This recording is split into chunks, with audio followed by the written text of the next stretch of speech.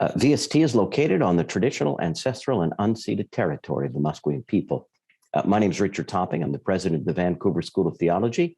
I want to welcome you all to this first in a series of four online lectures on the theme of Indigenizing Canada, Truth and Reconciliation, Next Steps. I get the pleasure of working with the director of our Indigenous Studies Program at the Vancouver School of Theology, the Reverend Dr. Ray Aldred, and he is always a joy to listen to. He's insightful, he's humorous, he's provocative. And as he says on our website, he's passionate about helping as many people hear the gospel as possible in their heart language. His commitment to the Indigenous church and to the preparation of Indigenous, and in fact of all students, for meaningful ministry is obvious and inspiring. Reverend Dr. Ray Aldred is a husband, a father, and a grandfather. He was first ordained with the Christian and Missionary Alliance in Canada, and now is ordained with the Anglican Church of Canada as a deacon. He's a status Cree from Swan River Band, Treaty 8. He was born in northern Alberta, and he now resides with his wife, Elaine, in Richmond, British Columbia. Ray, as I said, is the director of the Indigenous Studies Program at the Vancouver School of Theology, whose mission is to partner with the Indigenous Church around theological education. But tonight, Ray is going to speak on the topic of learning from Indigenous philosophy and identity. Once Ray's finished, there'll be a time for questions, and you're invited to type them into the chat box where Hubert Barton, who is the program coordinator for the Indigenous Studies Program, and he and I'll collect them and present them to Ray for his answers. We're grateful to Hubert for being here tonight as well, and for our technical assistant, Joseph Francis, making this event possible. You should be reminded that the next online lecture takes place April 27th at 4:30, and you can register for this whole series through the VST website. And now let me turn it over to Ray Aldred. Ray? Thanks, Richard. And I thank you for the opportunity to be here. I think that's one of the positive things about having been locked down, is we all got used to using Zoom, and allows us to kind of connect with people from all over where we are today. I thank you for being here. All my relatives. It's an expression translated from the Lakota, the Dakota, and the Nakota, adopted by many of the Northern Plains people, an acknowledgement that within the circle of the earth, all are relatives, or at least should be relatives. Life is made up of relationships, and I suppose you could put them into, you could categorize relationships into at least four categories. And as so much of our lives, because we're relational creatures, our actions and who we are as human beings impact all of our relationships. These categories of relationship, and I use categories for no other reason to perhaps make it easier to conceptualize what I'm talking about. I mean, I paid all that money to be a systematic theologian, and if there's one thing we systematic theologians do, is we create categories. So, but maybe it helps us to think through how we're related and who we're related. Besides, 4 is a good number for the Cree. We like that number. When I began to take seriously the lens provided to me by my Indigenous relatives, I found that the way I looked at relationships shifted. It wasn't completely new, but it became, my understanding of relationships became vibrant and full of movement and complexity. The modern Western world, because it's so focused on the autonomous individual, was not good at showing how to live from the heart, how to live out this expression, all my relatives. To learn how to live in community, modern society needs to learn from peoples who are good at community. However, our modern society isn't good at acknowledging weakness and needing others. It's not something that dominant society is good at, because I mean, one of the reasons that the West is not good at admitting weakness is because it's good at describing things. It's good at categorizing things, but it's not good at it. So it's good at describing community. The West is good at categorizing communities, but it's not good at intimacy or solidarity. It chooses rather to try and entertain or distract its world of solitary individuals. I'm borrowing a line from a book that the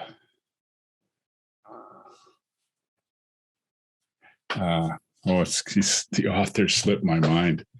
The Message. Richard will remember. He was the lead in the translation or the paraphrase, The Message. Eugene Peterson. Eugene Peterson said that the reason the West talks so much about spirituality is that they're so bad at it. And I think the same applies for community. The reason the West talks so much about community is because it's so bad at it. And it can't fix it itself. We who follow Christ ought to know this, that we need help from other people to learn community. Just if you think about the idea of community, you should understand that you need help from other people to learn community. Indigenous culture, wisdom, and Indigenous people can teach the rest of Canada how to live out community. In this first talk, I want to talk about learning about relationship from and with Indigenous people. I'm not saying that Western or modern society does not possess knowledge about relationship, but I'm following Andrew Wesley's advice and trying to hold these two things together, the newcomer and Indigenous spirituality and Western Christian faith. I'm trying to hold them together, but not force them together. I'm trying to honor the space that exists between us. And we want to maintain this space because the space that's between us is a place for collaboration. One of the principles that flows out of the treaty relationship, I'm from Treaty 8 territory. And the historic treaty relationship is about honoring the difference between peoples. We make room for one another to be who we were created to be. We are in relationship, however, and we understand that in a good relationship, we will change one another. Indigenous people who signed treaty understood that our identity would begin to change because there were new peoples who the Creator had brought into the land where we were living. But if that relationship is loving and good, the way that we're changed, we won't become something we were never meant to be. If we hold the story of newcomers and Indigenous people together, we can begin to discover new things that we could not do by ourselves. So then there's at least 4 areas of relationship. There are more, but I can see at least 4 areas. And again, as a theologian, you got to find someone else who's written about it. You know, ideally, it's a dead German, because, you know, if you want to get something published in theology, you have to have a dead German in there. But Francis Schaeffer said there were 4 areas of relationship. So I'll use him. First area of relationship is the relationship between the Creator and us. Drawing from Genesis 1 and 2, we are created in relationship with the Creator. It says in Genesis 1, let us make humans in our image. But when I looked at that through the lens of Indigenous people, the lens that my ancestors gave me, it expanded the idea of relationship with the Creator to also include relationship with the invisible or spiritual beings as well. If you read a little further in Genesis chapter 3, it makes us clear that we're in relationship with spiritual beings as well. The serpent in that story is a form of spiritual being. The angels that the Creator puts to sort of guard the entrance of the back into the garden, it says, those are spiritual beings. Secondary relationship is to the land and us, or creation in us. We are created in the image of the Creator, but because we came forth from the earth, we are made in the image of creation as well. Irenaeus, was early in the church. So I was told, so then the disciple John had a disciple by the name of Polycarp. And Polycarp, Irenaeus knew Polycarp, so it's not far from the time when Jesus was walking on the earth. And he said that, he writes, reflecting on the incarnation of Christ, he says that the first human came forth from the virgin soil. So he actually says, just as Adam came forth from the virgin soil, so Christ came forth from the virgin. We not only share the image of God, but we share the image of all creatures. We are children of the earth, Adam.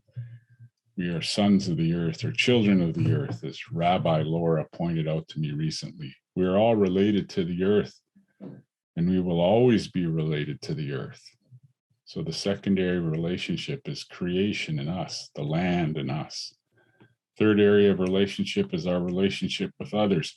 We are in relationship with others, and it is not just relationship with other individuals, but also our relationship with those outside of our group, and the relationship our group or groups have with other groups.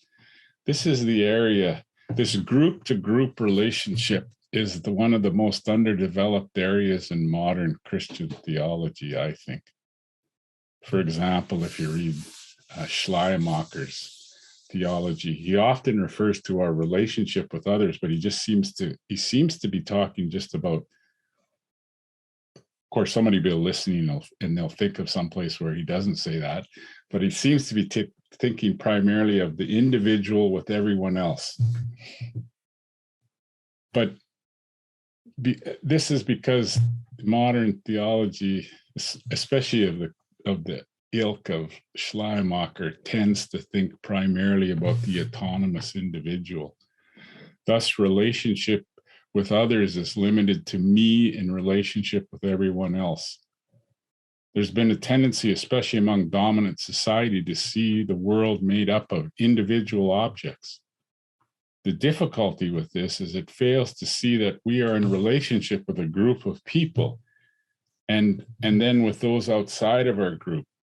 It also fails to see the relationship between our group and other groups. And the little bit of Cree that I know. So then you say, Niganan, that's our house, but not yours. So then there's the relationship that I have with my group. It's our house, but it's not your house. But if I say Kiganau, then it's our house, including you. So that we understand relationship a little different. This weakness in understanding communal identity holds back Western society from developing trust among all parts of society. Indigenous identity or understanding helped me to see the significance of communal identity. It helped me to understand that I have my people. This has given me strength for the journey. I have to qualify it though. It's not like, I remember one time I was speaking in Pennsylvania at a Christian college. And I was talking about my people often. And when I referred to Indigenous people, I said, my people, this is how we understand things. And afterwards, a young Euro-American college student came up. He says, I don't have any my people. He says, I do not have a group of people that I could call my people. And I remember thinking, I didn't know what to say to him. I just thought, man, you got to be the loneliest person in the world. So I asked him, how about your family? He said, oh, no, not my family. I said, well, how about your church? Oh, definitely not my church, he said. I was just thinking about how there must be all these people out there who feel all alone. They don't have any my people. I noticed though people of color have my people, and Mennonites. Mennonites have my people too, because that's what Mennonites do. Whenever you're together, you try to figure out who you're related to. Very much like us Indigenous people, try to figure out who we're related to. So you don't end up dating your cousin or something like that. No, I'm just kidding. I'm just kidding. Well, maybe not. Anyways, fourth area of your relationship is the relationship with ourselves. I think that psychology, Western psychology, has done some great work in helping us understand, or at least identify, the importance of the relationship that one has with themselves. What Indigenous philosophy or understanding, as well as postmodernity, taught us is that the relationship with ourselves is more than just the relationship with our mind. We are more than just our minds. We have a body. The problem with René Descartes' famous statement, "I think, therefore I am," was that it seemed to be setting the stage for Christian religion to think almost exclusively in terms of the mind. But our relationship with ourselves is more than just our mind. It's our vision, our emotions, our intellect, our body make up who we are, maybe captured by the Hebrew concept of the heart, who we really are, all of us. Love the Lord your God with all your heart, which is made up of our mind, our body, our emotions, our vision, the real you. Indigenous people that I have known begin on the level of the heart, and they keep me honest with myself. We're journeying towards wholeness and harmony and that when you're journeying towards vision, between wholeness and harmony, that does feel a bit like coming home. Neil MacLeod writes in a book called Cree Narrative Memory. He writes that for Indigenous people, we can stand on the land and feel it welcome us home. I remember reading that. One of the reasons that I'm doing these webinars, that we're doing this webinars, is because I desire that for all people who reside here on the land in Canada, that we would all be able to stand on the land and feel it welcome us home, that there would be a wholeness and harmony. And relationships are the key. So I want to talk a bit more about relationship and the fact that relationship with Indigenous people, those relationships are not an option. Relationship with Indigenous people in Canada is not an option. We are in relationship because we're sharing the same place, the same land. Indigenous philosophy flowing out of Indigenous identity can help everyone, newcomer and First Nations, develop and strengthen our spirituality. You cannot live in Canada and not be in relationship with Indigenous people, but people try to do that all the time. It's not an option. We're living in a time, however, when the reality of the statement that we're all treaty people, we're all in relationship, has been brought before our eyes again and again. And I'm hopeful that Canadians will continue to try to shun the institutional amnesia and denial that continues to want to darken the reality of our relationship with one another. If we're going to heal as people who share this place, this land that many call Canada, we need to embrace the truth of our relationship so we can learn and grow together. We must learn to embrace one another's pain and at the same time rejoice together, because we do live in a good land. It's a good land. The challenge in Canada has not been that Canadians are unwilling to be in relationship with Indigenous individuals, but Canada has resisted embracing Indigenous peoples made up of all their Indigenous relationships. So they like parts of us, but not all of us. It reminds me of a chapter in a book by The Truth About Stories. The Truth About Stories. In it, there's a chapter where never the Indian you wanted us to be. There's always parts that Canada wanted to sort of get rid of.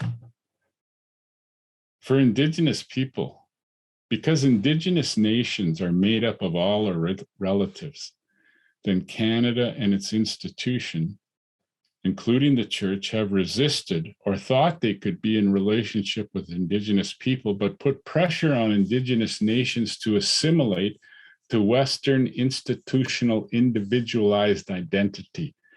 I'm hopeful, however, that the way of looking at these things is changing. I've been hopeful for a while that we're coming out of the time when people tried to hide the trauma that Indigenous people have endured for some 500 years since first contact with Europeans and North Americans. The late Richard Twiss, who was a friend of mine, I remember he wanted to call his first book 500 Years of Bad Haircuts, but the publisher was not keen on the title. Richard was trying to use humor, and humor is a very Indigenous practice to try to talk about painful things. He was trying to talk about the reality that Indigenous people live with when trying to be Christian and Indigenous. And he was trying to point towards something better. The title the publisher liked was One Church, Many Tribes. Richard, like so many of us, was on a journey to see a reconciliation between Indigenous and being Christian because it is contested by many within the one church. Richard wanted to see reconciliation. And if we want to see that, we need to talk about the pain of the past. It's only by telling the truth, really listening to the pain that Indigenous people have endured, so that all Canada can continue to be healed. Avoiding that truth will not heal, but it continues to damage relationship. To have any hope of reconciling, you need to tell the truth. You need to really listen, and listen to the point that you can feel it. And you need to come up with a shared plan. Yet there's a blindness or institutional amnesia that always wants to sort of show up again. But that began to break down for some of the same reasons that the optimism of modernity began to break apart. Modern society thought they were going to fix everything. Just give us enough time and we'll fix everything. But after the war to end all wars, World War I, just a short time later, there was another world war. It showed that modernity could not guarantee that human beings would learn from past mistakes. We are not, it would seem, getting different results from using the same techniques, yet we still engage in that kind of insanity with the invasion of Ukraine by Russia and the willingness of so many to believe the propaganda of the aggressors to justify the horrors of war. The call to pursue reconciliation is even more timely. Thankfully, all things Indigenous have something to say that offers hope. In Canada, the vital need to heal relationship with First Nations, Métis, and the Inuit has been brought into focus by telling the truth and at times using protests to make the space for the truth to be told. As the survivors of residential schools in the 60s and the 70s began to file more and more cases against Canada for the harm suffered in residential school, Canada was forced to listen and acknowledge that things were not right in the relationship with Indigenous people. I remember listening to a young Blackfoot man talk about what led up to the apology in 2008 by the leaders of the government parties in the House of Commons. The Conservative government was faced with the reality there was no legal way they could keep denying the reality of the systemic abuse that occurred to Indigenous people brought about by the racist policy that was named resocialization. Stephen Harper was Prime Minister and offered an apology, but also sought to limit the apology. He sought to limit it to the survivors of the residential school and their family. Of course, Stephen Harper didn't understand Indigenous communal identity because as soon as you say all the relatives, well, if you remember my opening statement, all my relatives, all my relatives. It included everyone. I don't think there's any Indigenous person who isn't impacted by the residential schools. The courts began and continue to rule in favor of Indigenous people, and this has forced Canada to confront its own colonial legacy, even though the same Stephen Harper once said that Canada was not guilty of colonization. People have understood that that just wasn't so. And I'm thankful for that, because then we can begin to work through the trauma and the generational trauma that existed. Right after the apology, I called some of my friends who were in Indigenous governance to see if the apology made any difference in how the government of Canada was treating them in their working with them. They said no, didn't make any difference. The government of Canada continues to drag its feet in fulfilling its commitment to Indigenous peoples in Canada. The reason the government does not work harder to heal the relationship with Indigenous people because they do not feel pressure from society to make it so.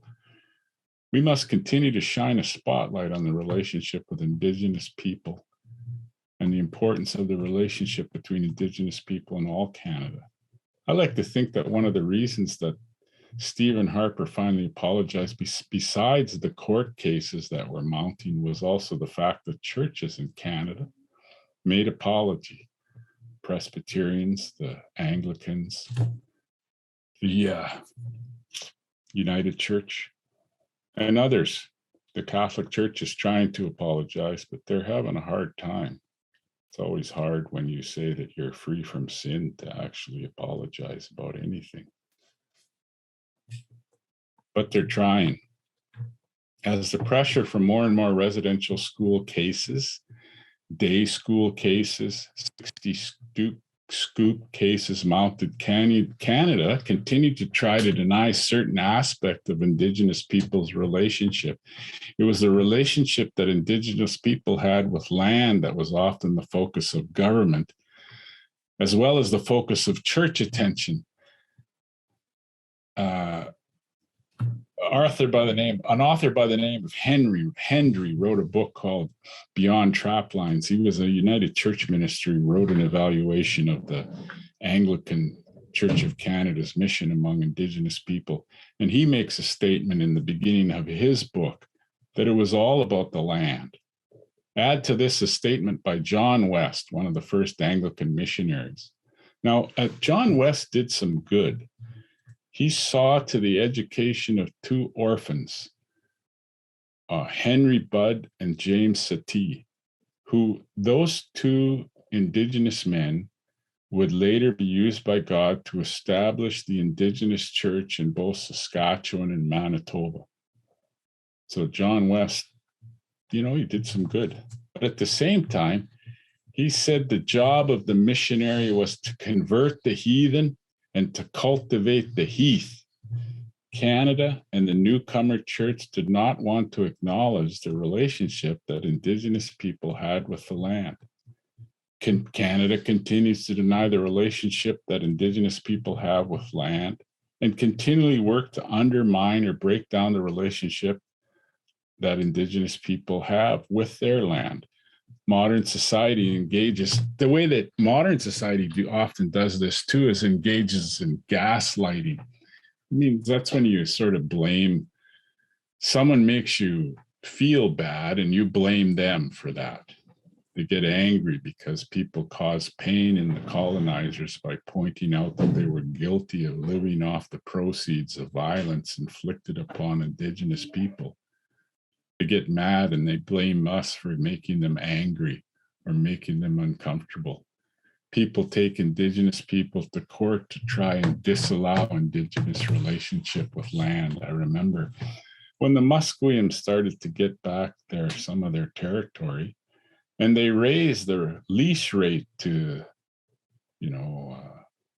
they tried to raise the lease rate to what the market said it was worth. Certain settler individuals took them to court to try to keep it from happening.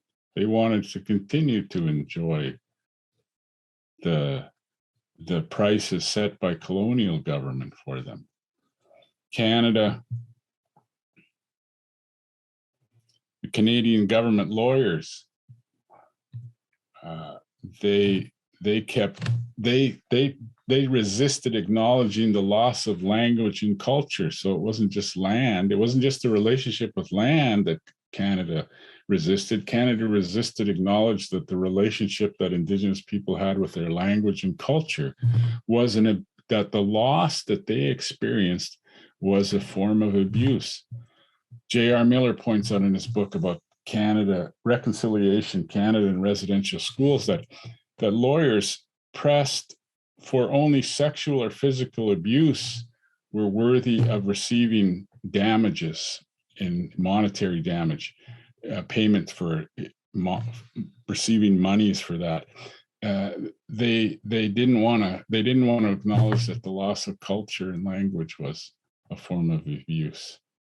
As the Indian Residential Survivors Society points out in a seminar I attended, there were over 900 sites named by Indigenous groups that were like residential schools. The government only acknowledged 132 of those. A denial of people's pain is a denial of their identity. The denial, though, has been breaking down as the number of cases and those who have suffered abuse in residential school and day school continues to rise. As the tone of the description of the past changed to a more sober and negative portrayal, it made Canadian people aware of not only their relationship with Indigenous people, but also the need to heal that relationship. Even though many would point out that Stephen Harper was trying to use apology to placate or stifle conversation, Indigenous people have used it to further the conversation because we want to be reconciled.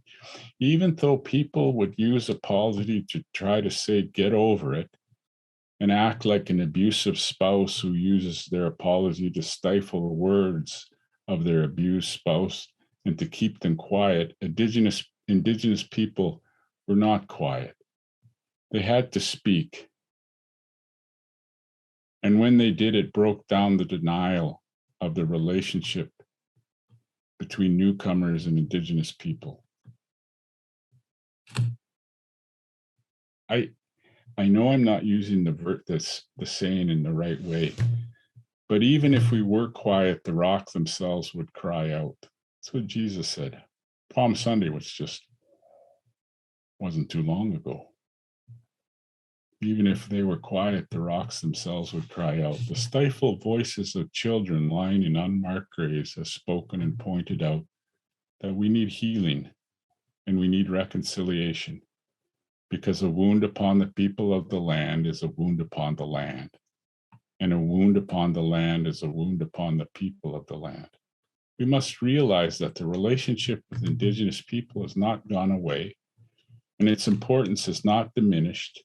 If we want a just society, we need to learn from Indigenous people, to relearn what it means to live as true human beings in relationship with all things. Indigenous reality or philosophy helps me to understand that the central place that creation has with regards to understanding our relationships. Indigenous people, particularly Hubert's people, when I listen to them talk about how they understand their law comes from the Niska law comes from creation. Indigenous law teaches us how to live in right relationship with all things. Yet many newcomers believed that they were a superior race of people because they claimed that they had law, but Indigenous people did not. One of the marks of civilization, according to John Locke and Thomas Hobbes, who used primitive people as sort of a foil to make themselves look good, they thought. So Hobbes and Locke claimed that because Western society had law and courts, this showed that they were civilized, while Indigenous people did not have law and courts. It showed they didn't understand. They didn't understand. It also showed that they had lost connection with spirituality flowing from creation. No one can claim to be a superior race. They can't claim to be a superior race over other peoples if they take seriously the doctrine of creation and understand that we are created in the image of God, but also in the image of creatures. Creation is the place where we encounter the Creator. This is a corrective for modern society in a couple ways. First, creation is the place where we encounter the Creator. This seems obvious, but it needs explaining for a couple of reasons when it comes from learning from Indigenous people. First, because creation is the place where we encounter the Creator, the great mystery. This means that we hold that all creation is sacred. What we mean by that is that at any point, the Creator could use any part of creation to reveal something or do something powerful that will help move us along in our journey towards or maintaining harmony or right relatedness. I remember listening to Archbishop Mark MacDonald on one occasion, and he made this statement: it seems at times that people today believe that there is life, that there would be life apart from creation. That's crazy. Sounds like Gnosticism. The Christian Gnostics believe that the world is fatally flawed and would not be the place where one finds out about the Creator. They believe that what was needed was some secret knowledge and would then allow the enlightened mind to escape the flawed world and their flawed body, and they would be free from all things material. Thus, Christianity is influenced by this thinking, believes that life is either out there somewhere or on another plane of reality or in here inside the mind. Indigenous identity or spirituality understands that creation is the place where we meet or encounter the Creator. Since all of creation then is filled with life, and since at any point Creator could speak through creation, to be ready for this possibility, we hold that all things are sacred. They are sacred because they form the basis of our identity. The land is our relative. The land is sacred because these are the places where the Creator meets us. One only has to read Scripture to understand that this is the case. The Bible begins with the story of creation with the title, "In the beginning, when God created the heavens and the earth." And then the story goes on to say how Creator makes all things and they all are good. And the second creation account moves beyond the description of creation of all things and zeroes in on the covenantal nature of all relationship with Creator and creation. Here are the generations of the earth, it says. The second creation account makes plain that in the beginning, God's plan is that all things will live in harmony with one another. We're related to the earth as the first humans came forth from the soil. An Indigenous reading makes this clear that this is Mother Earth. Human beings are created to be in a symbiotic relationship with all of creation. Genesis 2 tells us that there were certain plants that had not borne fruit or seed because there was no one there to cultivate them, it says. But when humans were there, we could cultivate them. Not only that, but humans being are in such a close relationship that they know all the animals by name. At the heart of spirituality for Indigenous people, I heard Andrew Wesley say, is knowing your creation story, how you're related to the earth. An Indigenous reading of the creation story tells us that Indigenous wisdom understands this reality. Long before the Hebrew Bible came to be read in this land, we understood that we were called to live out the harmony that was all around us in the good world where the Creator had placed us. And the incarnation of Jesus Christ affirms the Indigenous understanding of the land is sacred. Creation is the place where we encounter the Creator.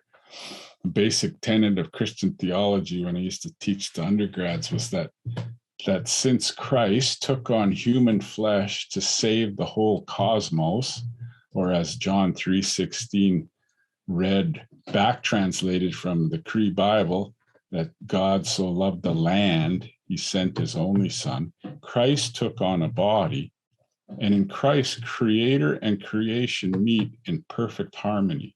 John chapter 1 says that in the beginning was the Word, and the Word was with God, and the Word was God. And it was through the Word that all things came into being.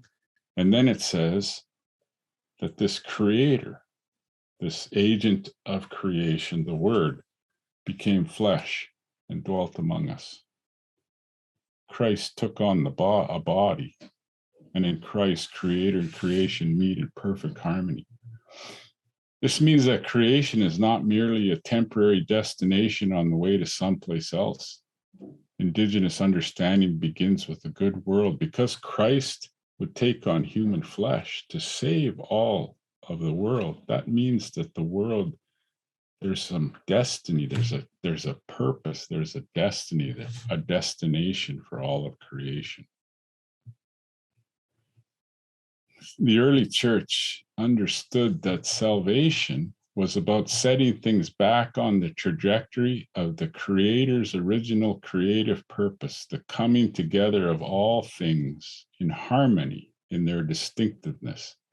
The plan of the Creator was not to melt all things together into something else, into some kind of primordial nothingness, but to move more and more to seeing all things perfected, made complete, and existing in perfect harmony. The incarnation shows that there is a reality in creation. It's not an illusion. We ought to work hard to repair and maintain a proper relationship with the land because the body of Christ reveals the sacredness of all creation. Creation is the place where we encounter the Creator, and we see our future in the person of Jesus Christ. And the land is the place where we encounter one another. The sacredness of the land includes people, and at any point, Creator could use any part of creation, any person in the land to do something powerful. We ought to then hold all people as sacred. We share this place. We are here because Creator put us here together. And so relationship is not an option.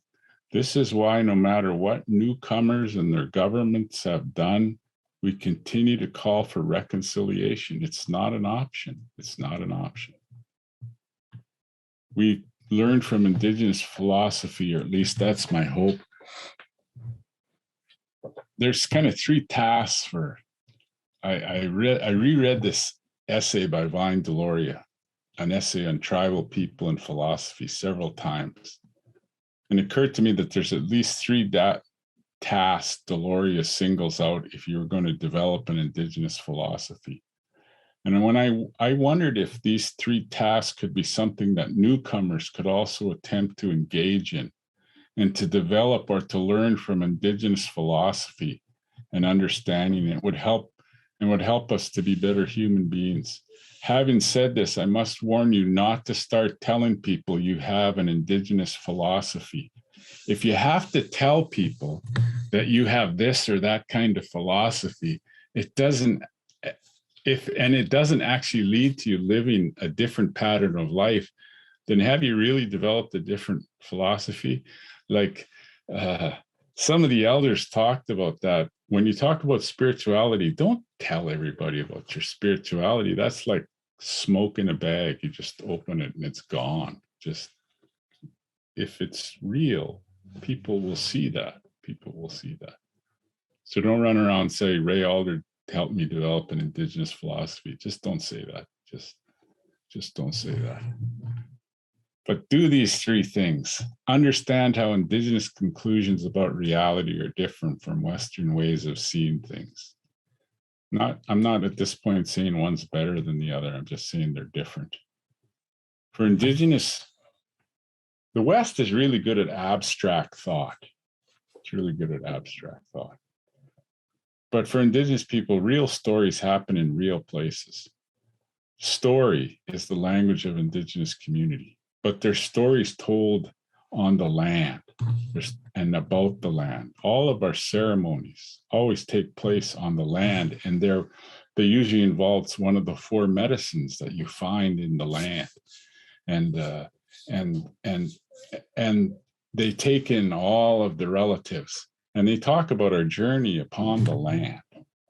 You can't listen to an Indigenous drum group sing and not understand that that song comes from the land, comes from the land. The idea was that I always thought it would be cool if the gospel becomes part of the shared story of the land. And we need a new shared story in Canada because the old one doesn't work. I remember that everybody was, well, I shouldn't say everybody. Stephen Harper was quite thrilled when they found that missing ship of the Franklin expedition into the northern part of Canada. They were trying to find it, even, but if they'd listened to the Inuit knew where it was all the time, and it was part of their oral tradition because they saw these guys come and get lost. And anyways, I remember there was a little vignette in the theaters. I remember watching it, and it would tell a story about the Franklin expedition and finding this ship that was lost, frozen. The Franklin expedition all died, most of them, and then it said Canada, Canada, a nation of explorers, and then I used to say, who get lost and die in the north. And I thought, you need a new story, Canada. That's not a good story. We need a story that we acknowledge the things that happened in the past that weren't good. And we came together in reconciliation and we began to heal because we listened to one another. We need a new story in Canada. We need to understand that the land is the place where the story is heard and told and must be taken, and land must take us into the story and take in the story. We need to continue to do translation work in Canada. We need to put the gospel into the language of the people. This is good for the people because we're trying to retain, because you lose something when you lose the language. We need to be fully at home in the land instead of trying to recreate other places here in Canada. I think that's why people call places Nova Scotia, New Scotland. I always think, you'd think that we could think of a new set of names, but always naming things after, like my wife's relatives named where they settled Wembley, which is a place in England. I always thought, man, you think you could come up with a new name. Indigenous Treaty could be the story because it embraces land, creator, and newcomer, could be the real story in a real place. Indigenous Treaty, we made treaty. So you need to understand how Indigenous conclusions about reality are different from Western ways. We need to embrace Indigenous boundaries. It means that we must heal the land. All things are related. When embracing Indigenous boundaries means we need to be personal.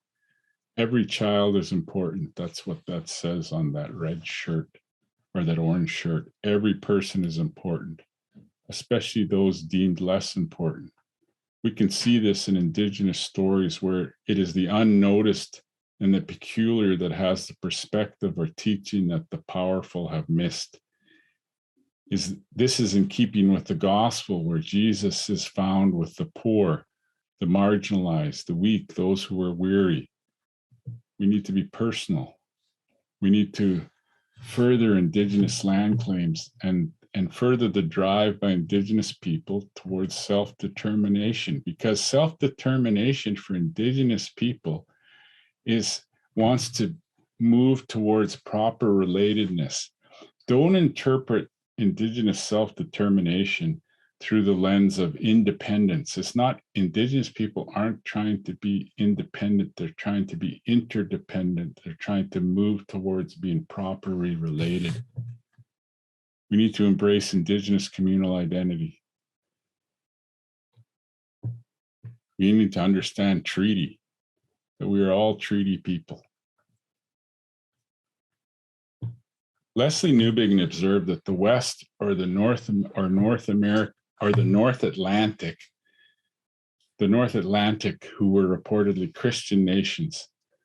Leslie Newbigin, who was a missionary in India for years, returned in he noticed that because the North Atlantic nations had embraced Christendom, and as such no longer heard the call to conversion or transformation, Christendom reduced the gospel to folk religion. Folk religion exists to maintain the status quo. I think because Christianity had become folk religion, that's why it was so easy for the Canadian church to become part of the residential school debacle, because the gospel for the Canadian church had been reduced to a call to be more pious and better behaved. This was why it was necessary to re-socialize Indigenous people, to try to assimilate them, because the Canadian church wanted Indigenous people to behave in the manner as European Canadians did. They wanted to love Indigenous people, but Indigenous people had to change so that Canadians could love them. Sounds completely backward, doesn't it? Newbigin thought that if the gospel could be told back to the West by other cultures, then perhaps North America could hear the call to conversion or transformation. The transformation, that is part of what it is to live the spiritual life, as we become more and more interconnected with the life that is all around us. That we would understand about how we're connected with all things, and we would try to live that out. It's the space between us that we hear the gospel. It is called to be who we're created to be.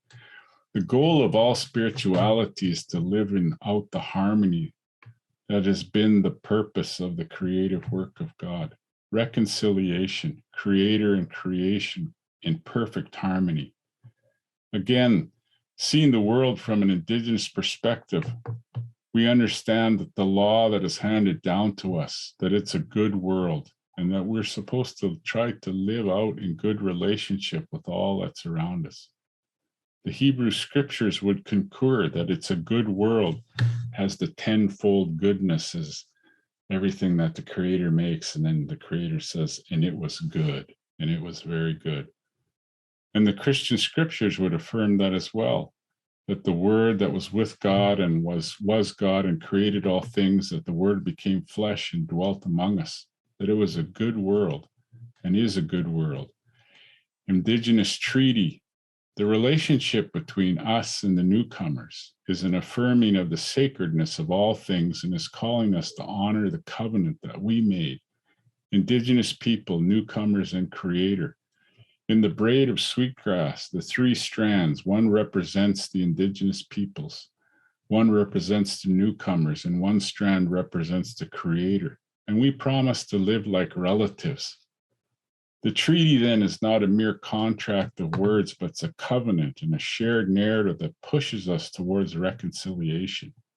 This fits with the gospel and calls us to replenish the earth, to draw forth what is best by making disciples, teaching all that the Creator has taught us. We're called to make an alliance with people, that we would make Indigenous values and aims our values and aims. For Canada exists because of the goodwill of Indigenous people. Canada has a relationship with the land because Canada made treaty with Indigenous people. The aims and values are seen all around us in the good world and in the treaty. The treaty affirms that all things should have the right to have a peaceful existence. The treaty affirms that all ought to have access to the land, to live in relationship with the land, to stand upon the land and feel the land welcome you home. The treaty affirms that all ought to be able to enjoy the bounty of Mother Earth, that no one should go hungry, that no one should have, as Paul writes in Corinthians, so that no one has too much or no one has too little. And the treaty affirms that we are called to always make room for one another to be whom God made us to be. Seeing all things summed up in Christ, the Creator and creation in perfect harmony, When we pray with smoke, you face the east and you give thanks for the good things that come from the east. For in the northern plains, when the wind blows from the east, rain comes. And rain in Saskatchewan, that's where I raised my kids. That's a good thing. That's a good thing when it rains in Saskatchewan. And then you face the South and you're thankful. You're thankful for the abundance. The South always brings spring and healing. And then you look at the West, you remember the sun goes down, and you remember all your ancestors who've gone on before you. And you remember the wisdom that they handed on to you that's in their stories, the ceremonies, the songs that tell about their journey on the land that you're now a part of. And you think about those things. And as you stand and you're praying, you remember and you ask for wisdom to help remember and walk in a good way. And then you face the North and you remember the hard things come from the North, the mystery. The North wind brings winter, but also brings wisdom as you live through difficult things. And you fan some smoke towards the ground and you remember our mother, the earth. For the earth provides, the land provides food, provides shelter, provides all the things we need to survive. And then you look up and you remember the Creator. Great mystery, you are big and we are small. Help us, help us. When you've prayed in all those directions, then you understand that you're related to all things and you're in the sacred center. And you understand that you only have one perspective, which is yours. And that's why you need all the relations to help you, because the journey is always difficult, but it's also good. But you need to listen. We need to listen. I hope that helps. And I hope we can learn together over the next 4 meetings. And I hope that this helps us to be better human beings. Ekose. There. That's it. Thank you. Well, thank you so much, Ray. We're really appreciate your presentation. I'm sure that people have questions for you. The chat box is open there. If you have a question for Ray, please type it in, and either Hubert or I will present it for Ray to have a look at. So there's thank yous there for you, Ray. Any questions? Maybe while people are thinking of a question, Ray, could you say more about, you used a phrase and you talked about living from the heart. But where does that come from? And could you say a little more about that? Yeah, I was thinking of when I was I noticed that when I first got into ministry, one of the good things about going to university is they teach you how to use different tools to look at things. And I was thinking about anthropology and sociology of all things, but I was just thinking about when I talked with Indigenous people, we always begin on the level of the heart. It's always on the emotional level that people start there. They talk about who they're related to, which produces emotion. It produces emotion. When you talk about your relatives, you have some emotion, not always positive emotion, but you have emotion. So they always start with their emotion. And then they talk about what's going on in their lives. Like if it's a safe place, Indigenous people always talked about what was going on in their lives and the difficulties and the hard things that were happening. And it was a time of going through hard things when I was growing up. And they talk about those things. And so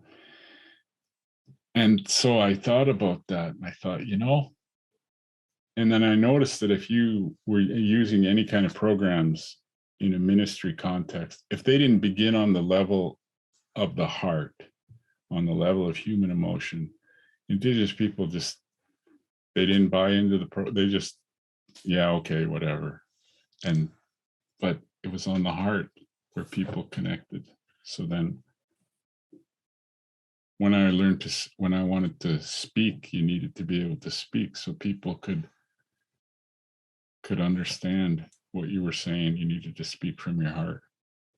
It also covered a multitude of errors that I made in trying to communicate. People were quite understanding if they knew I was trying my hardest to be loving. Yeah. Thanks, Ray. Hubert, do you want to take one of the questions that's in the chat box?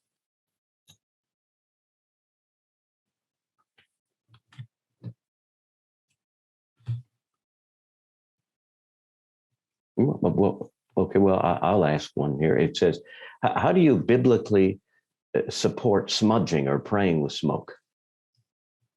Oh, Malachi chapter 1, I think it's verse 11. I tell you the truth. Actually, so then if you think about the Creator says people, he says, oh, I wish someone would close the doors of the temple. I'm sick of your praying. I'm sick of your praying because you don't do it in the right way. And then he says, I tell you the truth that the heathen, this is my translation, the heathen, the nations will offer smoke to my glory. So I just thought that praying with smoke was in fulfillment of the prophecy in Malachi that in the end times, the nations would offer smoke to the glory of God. So that's what we do. I mean, you can't read scripture and not read about the smoke of their prayers go up. Talk about all the martyrs in Revelation. But the prayers are like fragrant incense that go up before the Creator. And Hubert just texted me his connection crash. So that's kind of what happened to him. Okay. So that's kind of, I don't know.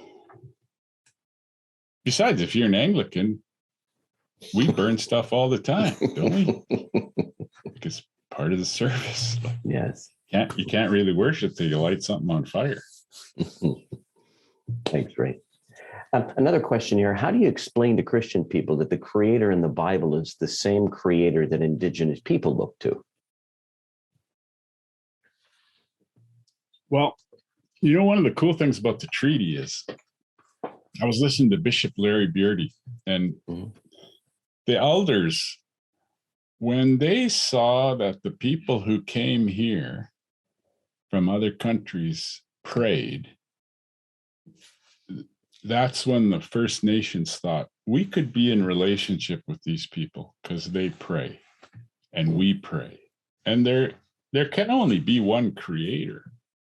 There can't be more than one Creator. So, and even if you think about how you translate the Bible, it's like, so then we use the word, and when they translate the Bible, they use the word that First Nations use for the great mystery. Gitsmantu and they use other words too, but I don't see how it could be different. I mean, but it could be different. I suppose Jesus said to some religious leaders, he said, if you really did know God, you'd know who I am. But because you don't know who I am, it shows you don't really know who God is either. So there's probably lots of people who think they know God and don't. But I think God's trying to reveal him. God's trying to reveal God's self to everybody. Thanks, Ray. Hubert, do you want to jump in with one of the questions? I see we've got you back. That's great. Yeah, which one? You catch me up, I crashed there. Why don't you begin at Susan Wagner about the importance of treaty? Do you have that one? That is more Ray's expertise, if I can be completely honest. Okay, would you want to present that to Ray? Sure. Yes, sure. I because I crashed, I don't have access to the questions. Oh, okay, so it says here, I loved your explanation of the importance of treaty. I wonder about the fact that we live on unceded territory in most of British Columbia. Do you have a comment on that, maybe, Ray? Yeah, so then actually, it's Hubert's people, the Niska. The Niska hear about the Royal Proclamation. So the Royal Proclamation, 1763, was made because the Crown realizes that there's all these people, some of them very unscrupulous, who are swooping in to try to claim Indigenous land. So the Royal Proclamation says that no one has a right to take land or buy land from Indigenous people except the Crown. The Crown, and it has to be through, it's interpreted now as prior informed consent. So then So then the Niska hear about this in the late 1800s. They hear about this because they hear that other nations have made treaty. And so they actually go down the coast to the provincial legislature in British Columbia, and they want to talk to then the premier about treaty. They want a treaty. And the premier won't even let them into the building. He refuses. BC thinks that they cannot make treaty. And what they try to do is they try to limit Indigenous people to their village where they live in the summer or in the winter. And they say, that's the only land that you have. The rest of the land is empty. So they adopt the philosophy of the Australian government.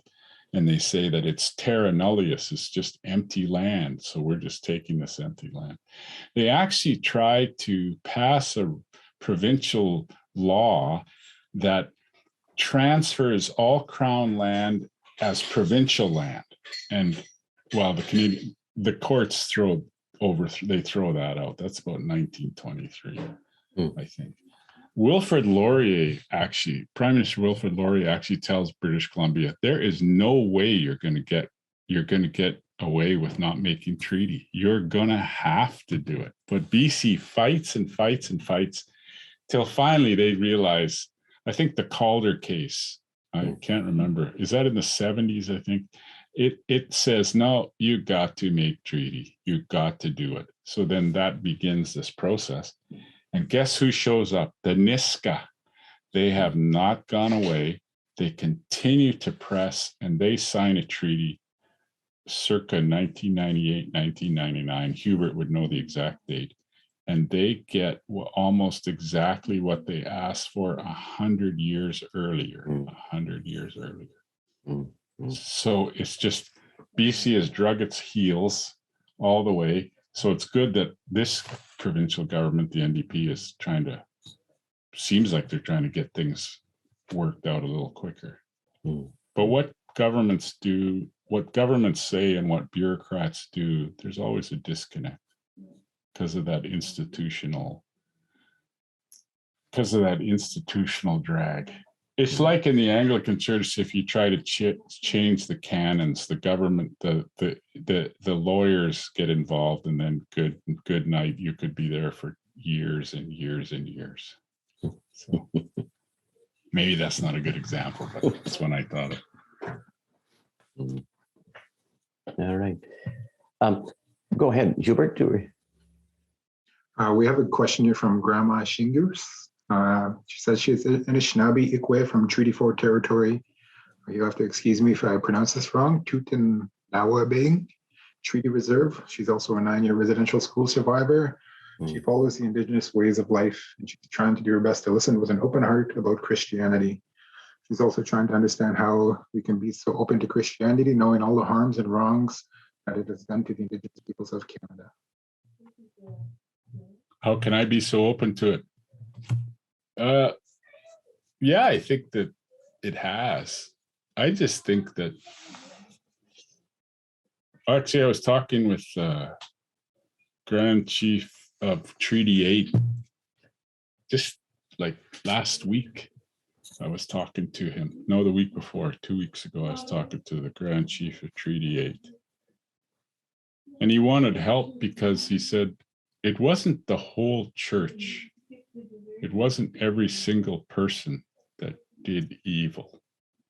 It was parts of the church that did evil. And there were some good people. Also I remember listening to one residential school survivor, and they said that they continued to do their prayers even when they were in the residential school.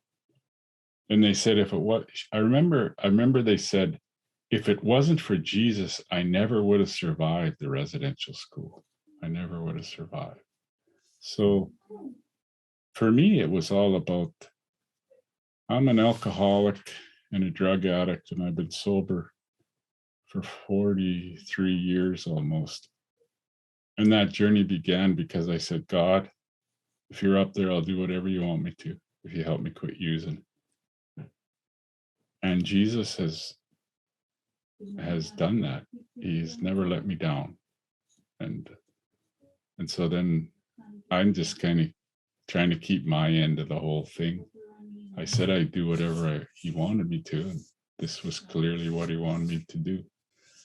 But I understand if people can't do certain parts of Christianity. I mean, I remember I had another friend who they couldn't go into a church building without feeling all those feelings. So why would you make someone like that do that? You wouldn't. You just have to think about doing it in other ways. So that's how I think about that. It is hard though. So we are trying to hold these things together because it is hard. I don't want to diminish any of that it's hard. And people are trying to work things through. So thanks for that question. Ray, someone asks, what's the name of the Vine Deloria essay that you read? Then warned us not to talk about having or developing an Indigenous philosophy. What's the name of the essay? The essay is Philosophy and Tribal People. It's in a book called American Indian Thought. And all I'm saying is like, it's and about not saying that you have one. It's just like, if you're not Indigenous, if you're Indigenous, go ahead and say it. But if you're not Indigenous, I'm just saying, I don't know if that'll wash in all places. I'm just trying to protect you from taking a little heat, maybe.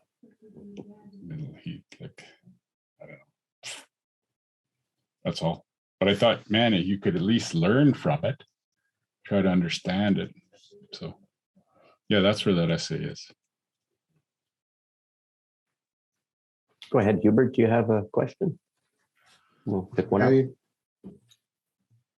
don't know if you got to this one yet. This one's from Jamie. How do you explain to Christian people that the creator in the Bible is the same creator that Indigenous people look to alleviate the fears of watering down their own faith? Oh, yeah. Well, some people, no, I shouldn't say that. I think some people make a living of saying that everything's watering down their faith. Oh, I shouldn't say that, maybe. I just think that there's only one creator. Like, how can there be more than one creator? I mean, you just look at the whole world and see how the unity and the harmony. So I just think that that's evident. Indigenous people don't seem to ever ask that question.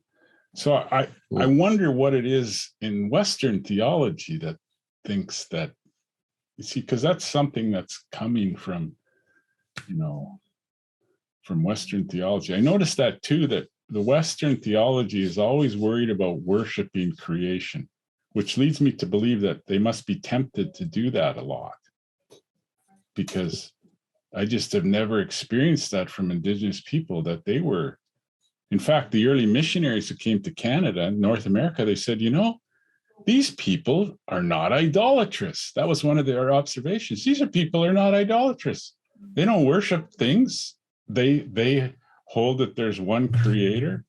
So I just think, I'm not sure that it's a problem for Indigenous people, but it might be a problem for non-Indigenous people to anything that's really big to want to try to worship it. We understand that there's a creator, the great mystery, and that things all around us, we need to be thankful because they help us, sustain us, but they're not God.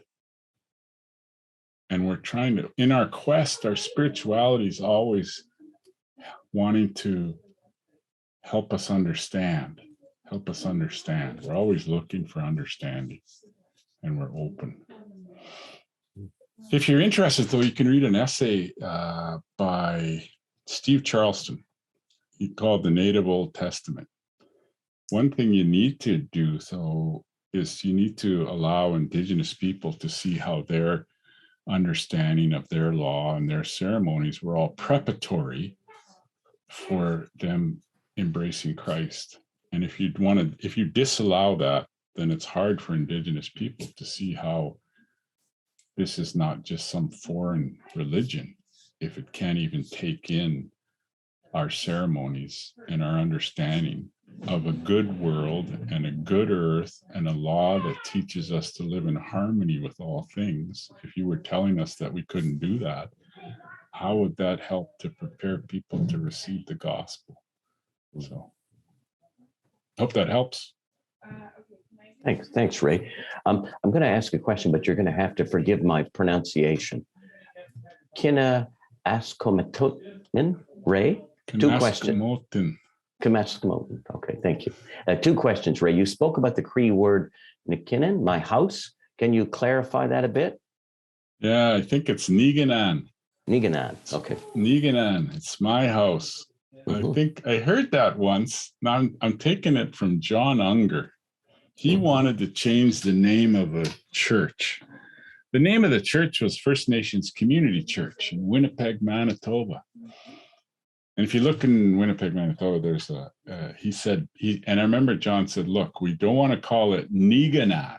Niganan is, it's our house, but not yours. So then there's two ours. There's our exclusive and our inclusive. If you call it Niganan, then that's our house. It's our house, but not yours. But if I'm talking to you, Niganan, this is our house. Keith Goulet, who was member of parliament in Saskatchewan, he wrote an article, and in that article he said, that's one of the difficulties maybe with some of the people who were translating. When the people said, this is our land, not yours, they misunderstood and just thought it was our land, including these newcomers. That's not exactly what they were saying. So then Niganan, what you needed to, Kiganau is it's our house, including everyone. So God loves everybody. That would be us, all of us, not just us and not you. Although certainly sometimes churches take it like exclusive.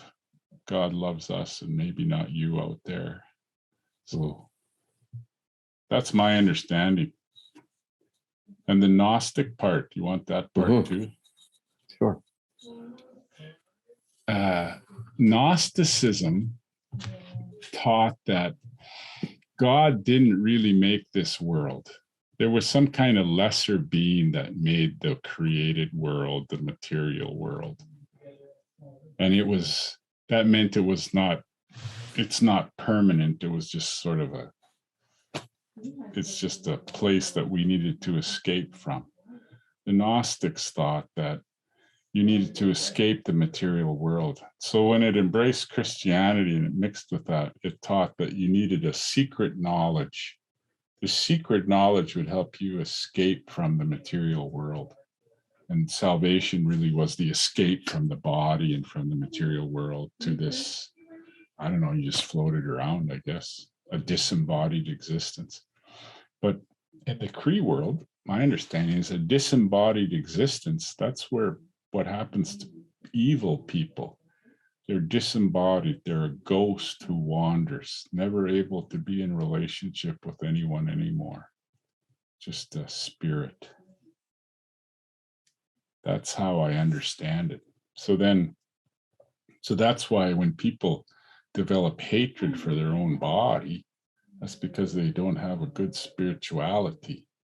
That's why we need to, part of reconciliation really for many of us begins with reconciling with ourself, with our body, with our mind, with our vision that Creator has given each of us, with our spirit, so that we are more connected, so we're not living a disassociated life where our emotions and our mind are disassociated from our body.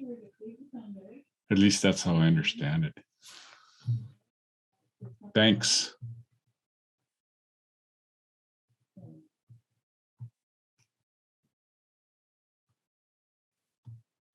Anybody have any more questions that we may have missed? Feel free to re-enter it in the chat.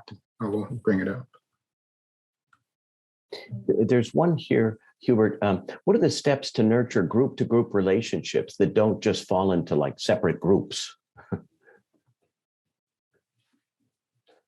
Oh, yeah. Group-to-group relationship. I think that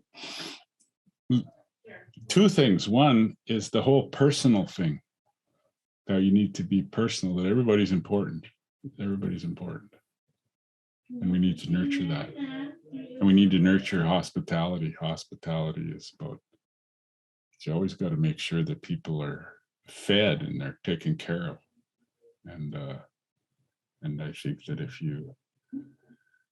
I think that if we meet on the level of human suffering, then we don't develop, we can avoid some of that. So that we got to learn to speak from the heart.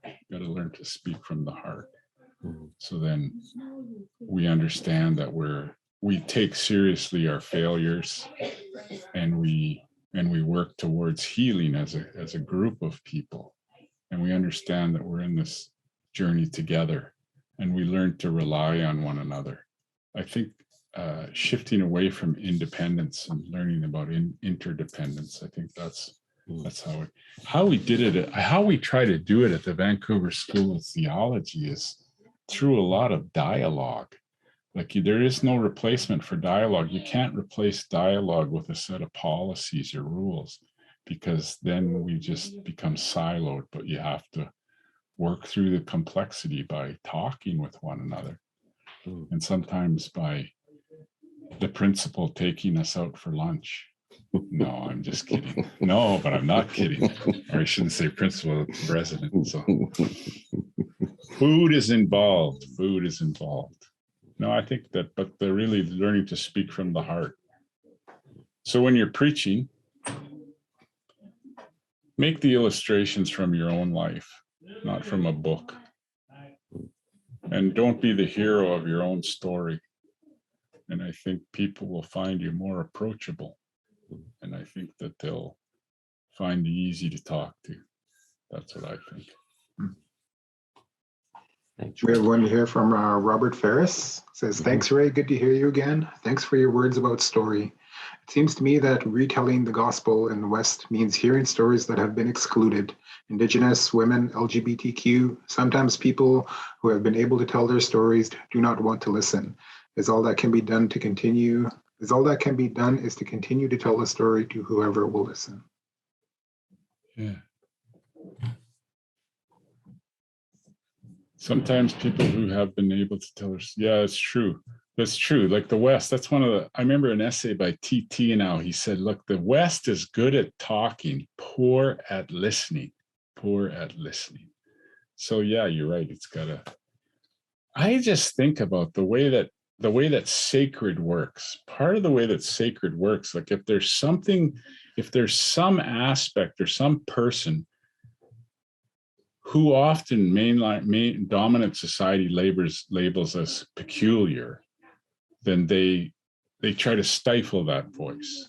I find that Indigenous culture and ceremony tries to make room for that perspective, because the thinking is, if Creator put them there, then they must have a perspective that's needed.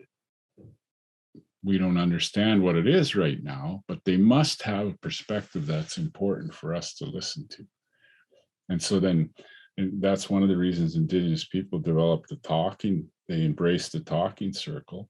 They heard that from other cultures and other teachings, but they use that to try to make room for people to talk about what's really going on in their heart. So you need to make places where that can happen. A church needs to work hard at that. I thought one of the ways that you could do that is by enlarging, understanding again the significance of creation, and that we're on a trajectory to see Creator and creation in perfect harmony. And if we understood that, then salvation could fit within that, and then mission fits within the drawing forth of all things, and it could get bigger. And then we could create spaces where people could talk how they see that working out, that everyone's important. I think it also means that we develop we reinvent or re-embrace the whole idea of the common good, but the common good so that we can embrace one another in our diversity, not by trying to make us all sound exactly the same. So good point. Ray, there's a question here. It sort of follows on what you've just been talking about. There's lots of comments about how people have really enjoyed what you've had to say. And then comes this question. I don't want to miss those comments. But the question here is, how does one learn to speak from the heart? And you were verging on this. What practices do Indigenous communities use to cultivate this? Well, how I learned to speak from my heart as a man, I heard a Navajo man say, the job of a man is to learn how to see the world through the eyes of a woman, often your mother. You have to learn to see things from the perspective of your mom, because your mom speaks, as all many moms do. I suppose there are some that don't, because we're all damaged, I suppose, in different ways. But we speak from the heart. I remember how many times I came home and I was upset. I said a bunch of things, and either my mom or my dad would say to me, what's really going on? What's really going on? Tell me what's going on inside. And they create those places. So then there was I went through marriage encounter started by the Catholic Church in the 1960s. And I learned how to speak from my heart with my spouse. And we did it by learning to listen to one another, different exercises. You know, we wrote each other letters and read the letters twice, once with our mind and once with our heart. And then we'd talk about what we had written. And they were always about how we felt. We learned how to express our emotions. As a man, I had to learn more than 3 words. My mom probably tried to teach me, but I only had 3 words for emotions: mad, glad, and sad. Like, those are the only 3 words I knew. So I had to learn some more words. So actually, I remember one teaching we used to give people a set of 36 words to describe emotions and practice using them. Also, to learn to speak about what was going on. Not all the gory details about, you know, if we were feeling strong emotions, but just to learn how to talk about it. And more importantly, to learn how to listen to someone, to not try to shut them down, but to try to honor the space that was with, you know, the space. So we developed this seminar called Inanamon. Inanamon is the feeling you have in your heart. So Oji Cree word, and sort of the phrase was, let's come away for a while, talk about the feelings that we have in our hearts. The Blackfoot, we did some with some Blackfeet people, and they renamed it, and it meant, they called it telling the real story, saying what was really going on. So you got to create a space or find a space where you can really talk about what's actually going on. Churches can do that. You can't do that in the morning worship service because, well, you probably can see that's obvious, but that's not. Well, Ray, thank you so much for this evening on behalf of all of the attendees, many here right to the end. I just want to say thank you so much to Ray, and then to remind you that the best advertising for the next one is the present one. So I'm sure you'll want to be at the next event. You can go onto the VST website and you can register for this event, and you'll be sent the link as you were today. And the next time we're on is April 27th at 4:30. And the address that Ray will give is entitled Reconciliation as Embracing New Identity. And I hope that we'll see many of you there. So please, you can write in the chat box. A recording will be available. We've recorded it today, and we'll put a link to the recording on the VST Facebook page and Instagram, if that's okay with Ray. So I hope you're reading these thank yous, Ray, that are appearing on the screen. That's, I suppose, the Zoom webinar equivalent of clapping. So there you are. Thank you very much, Ray. And I wish you all a great evening. And we're done at 6 o'clock as we promised you. So thanks so much.